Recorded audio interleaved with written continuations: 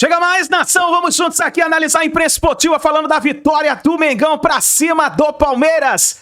2-0, Arrascaeta de pênalti, Ayrton Lucas. Vamos juntos aqui analisar, dá aquela moral, deixa o seu like, se inscreva no canal, ative o sino das notificações para você receber todas as informações do Mengão. Deixe os créditos ao canal da ESPN Brasil, link na descrição. Vamos ir do Palmeiras. Tudo bem, Bruno? Um abraço para você. Que prazer me encontrar com esse amigo meu, Bubu, Rodrigo Bueno.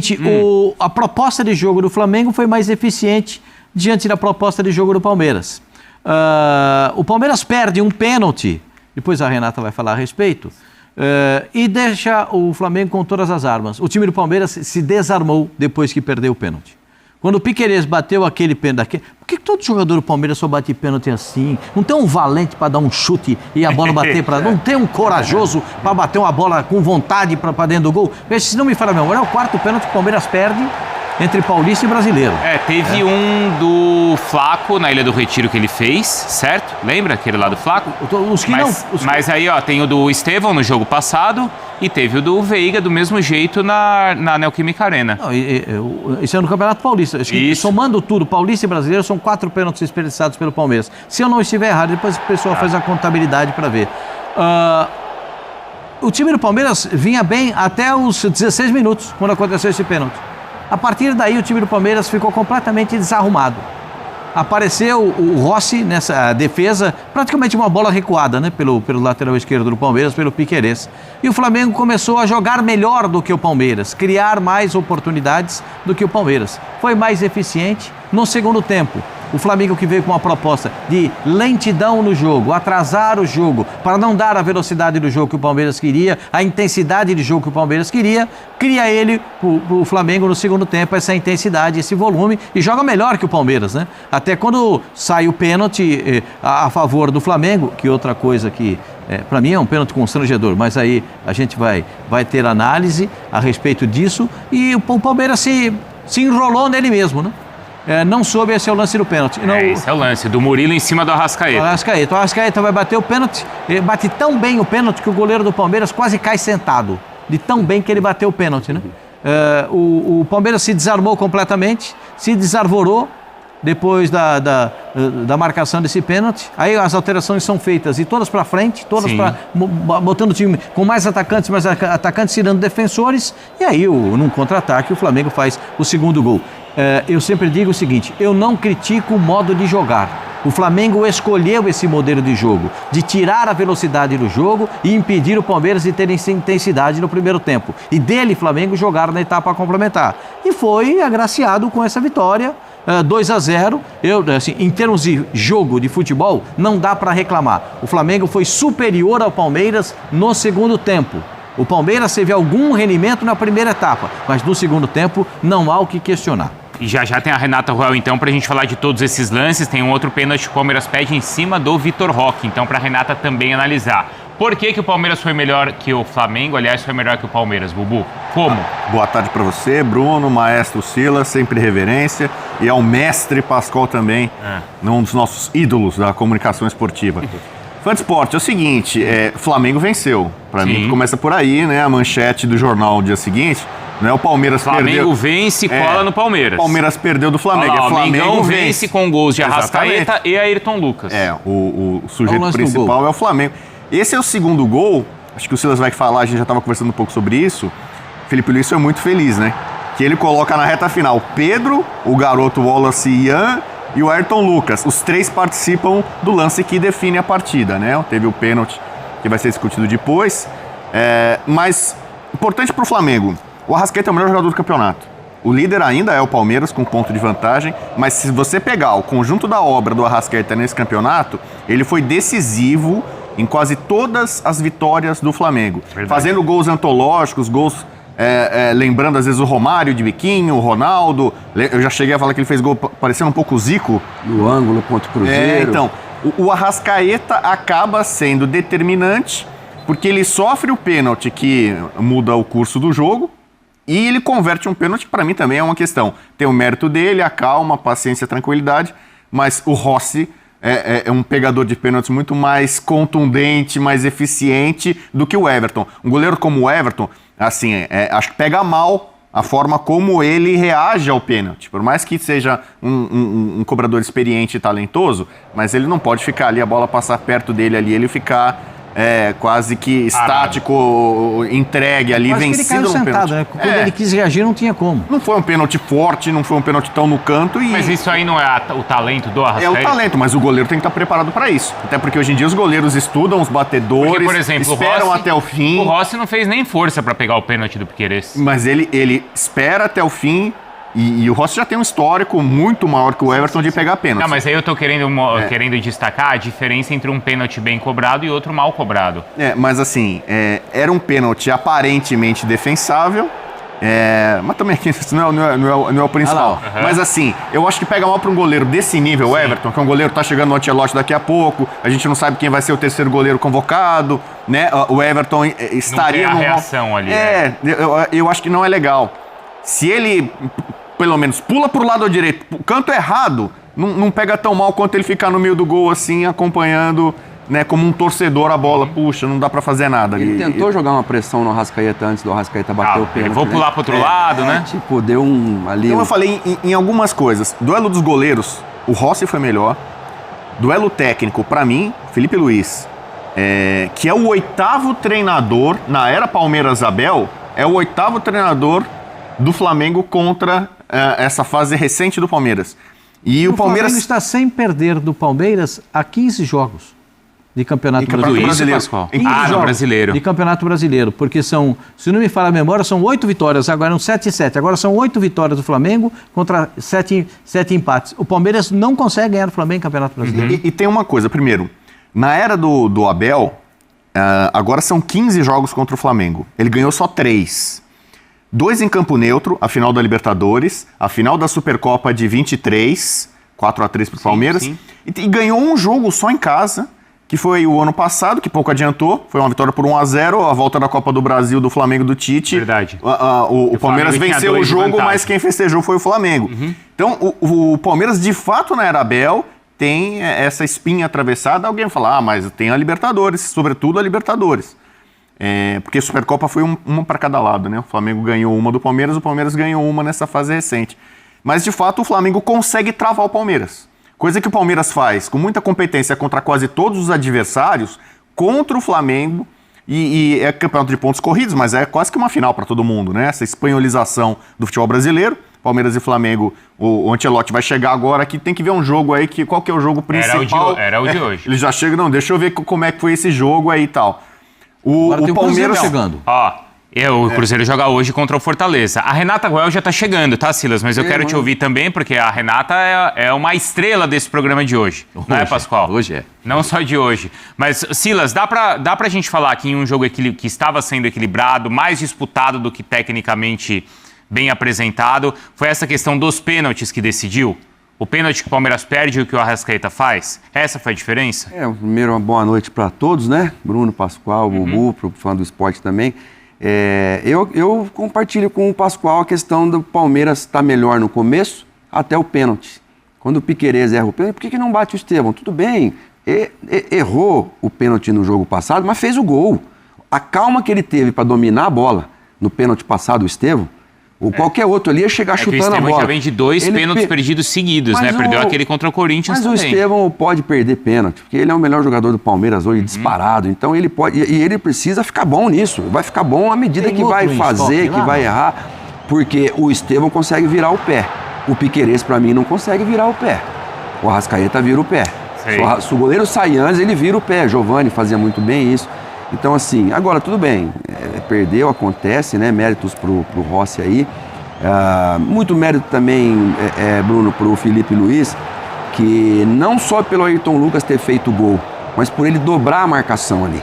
A ideia dele foi dobrar a marcação no Estevão. Então ele já tinha ali o lateral esquerdo, coloca o Ayrton Lucas na frente, muito rápido. Ia saber, faltava pouco. Pascoal falou na redação. Flamengo nos últimos 15 minutos vai subir a marcação e vai tentar jogar dali para frente. Aí o Jailson falou, isso se o Flamengo não fizer, se o Palmeiras não fizer um gol antes. E aí aconteceu mais ou menos aquilo que a gente estava prevendo ali antes do jogo acabar, porque era o desenho do jogo.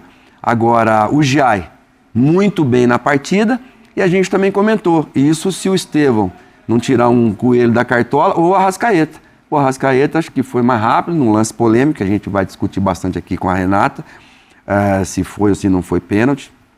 Na minha opinião, eu acho que também não foi para pênalti, né? Mas faltou conversa, porque se o Murilo não segura o Arrascaeta, já estavam chegando, o Everton já tinha saído, vinha chegando um pela esquerda ali. O Giai já estava chegando na cobertura. Ou seja, o Arrascaeta não chegaria nessa bola, de qualquer maneira. Então, mas Palmeiras segue na frente. É uma jogada que o Gustavo Gomes sai para buscar o Luiz Araújo. Não, e que passe do Luiz Araújo. E aí o Luiz Araújo encontra o Arrascaeta. Um passe no Arrascaeta ali muito bem também. E o Arrascaeta até ali não tinha sido a figura dos outros jogos e que a gente mencionou, o Bubu mencionou bem aqui. Mas... É o artilheiro do Campeonato Brasileiro. No pênalti ele mostrou que ele, mesmo não jogando bem, tá frio. Às vezes o cara não tá jogando bem e fala, puxa, será que é pra eu bater esse pênalti? Não, daqui a bola, foi lá, bateu, fez o gol. Você pega os principais jogadores do Flamengo, esses que são selecionáveis, né? O Wesley estava jogando, estava suspenso. Sim. Pedro, jogou no meio de semana, estava no banco de reservas.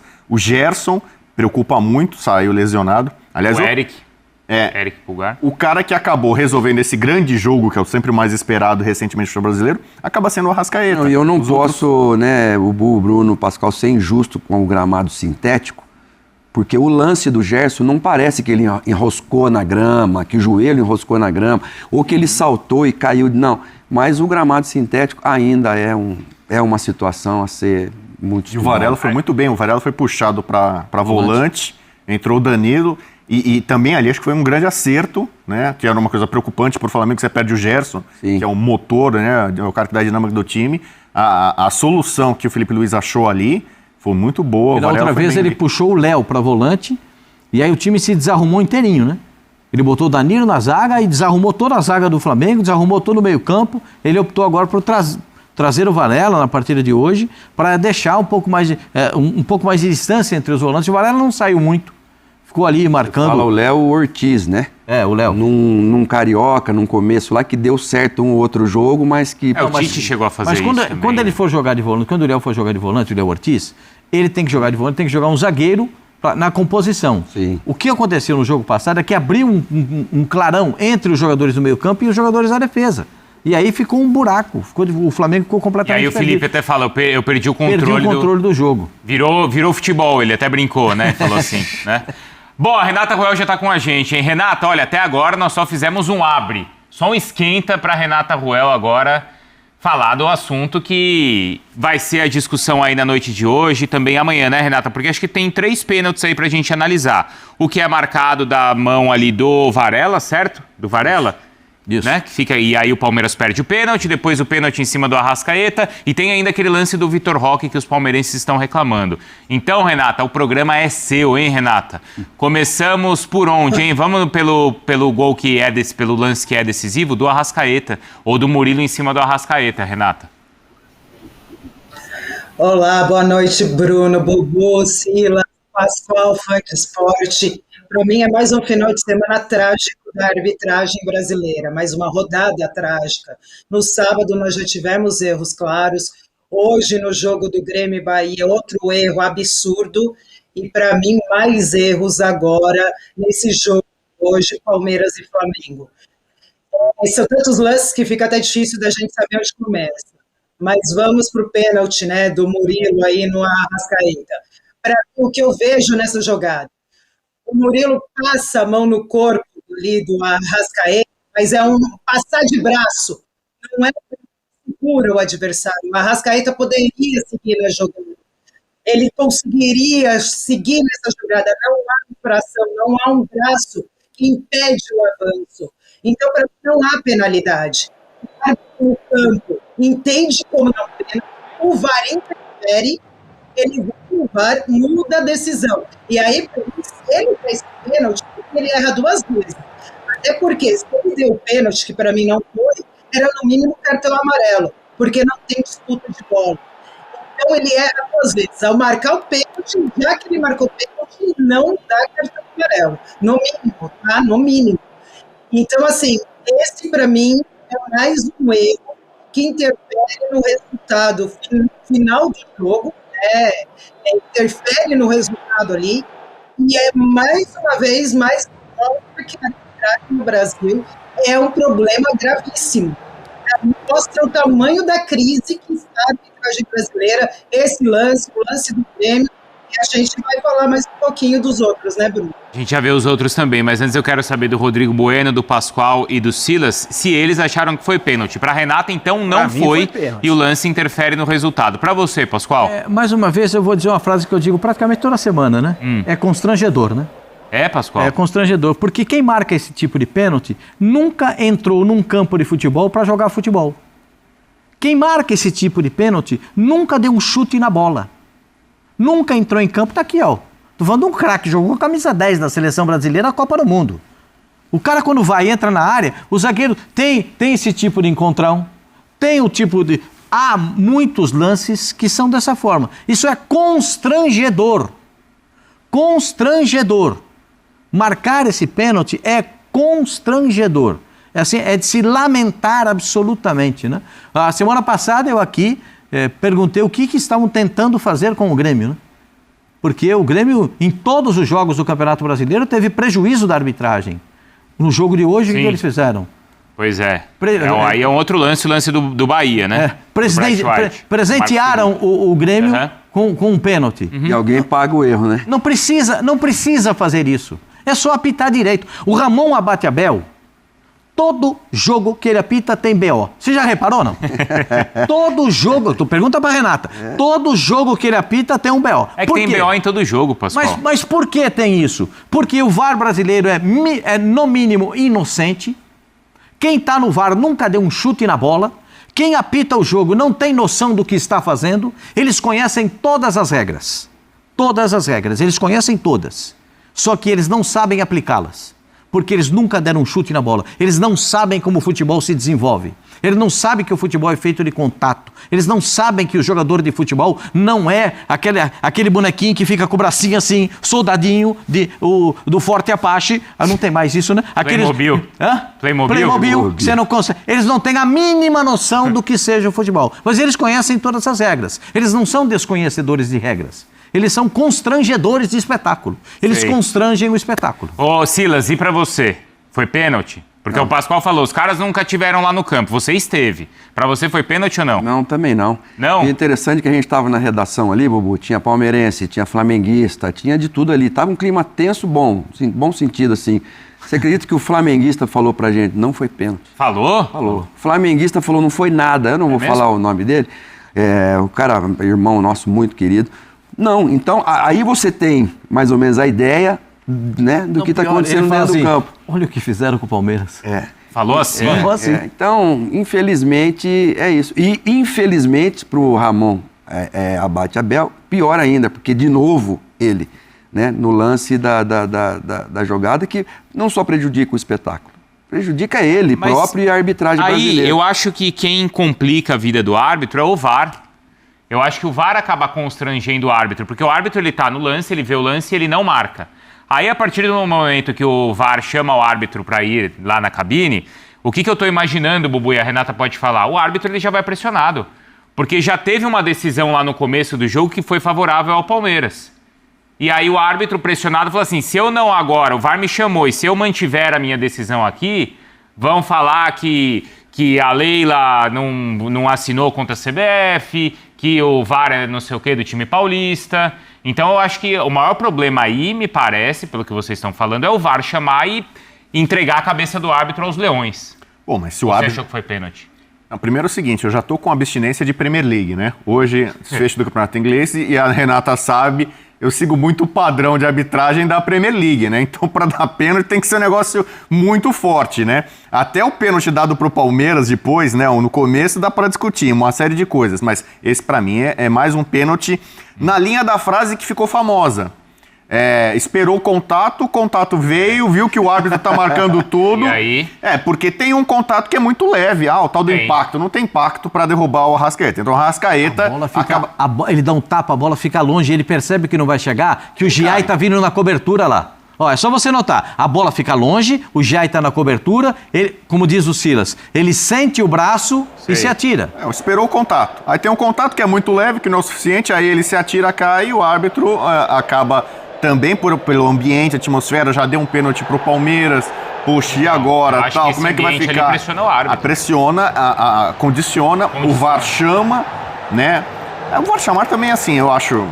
O árbitro que decide é o de campo. Se o VAR chama você pra ver um absurdo, olha aqui, você, não, amigão Bubu, eu não vou com você nessa não. Eu sou o Bruno Vicário, eu sou o árbitro principal. Tem personalidade.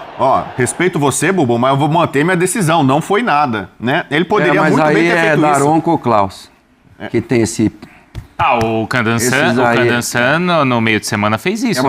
Nação, e aí? Na sua opinião foi pênalti ou não foi pênalti? Na minha opinião foi pênalti. Teve o contato ali, o Arrascaeta ia sair de cara a cara com o gol. Eu acho que foi pênalti. E aí, qual é a sua opinião? Já coloca nos comentários. Pra mim foi uma boa partida do Flamengo. Depois do pênalti que aconteceu ali com o Palmeiras, que também, na minha opinião, não foi pênalti, porque pra mim tava fora da área, aquele lance lá com o VAR, fora da área. Ali pra mim foi erro. O do Arrascaeta eu já acho que não. E aí, o Palmeiras caiu de produção, o Flamengo aproveitou no segundo tempo e conseguiu definir a partida. Uma grande vitória do Flamengo que diminui a pontuação. O Palmeiras agora são apenas 1 ponto nesse exato momento. E aí, coloca nos comentários a sua opinião também. Deixe aí a sua opinião, deixe aí o que você achou da partida, os lances polêmicos, coloca o seu comentário e daqui a pouquinho aqui, ó, tem o pós-jogo e com a entrevista do Felipe Luiz. Vamos ver o que ele vai falar. Tamo junto, a gente se vê no próximo vídeo.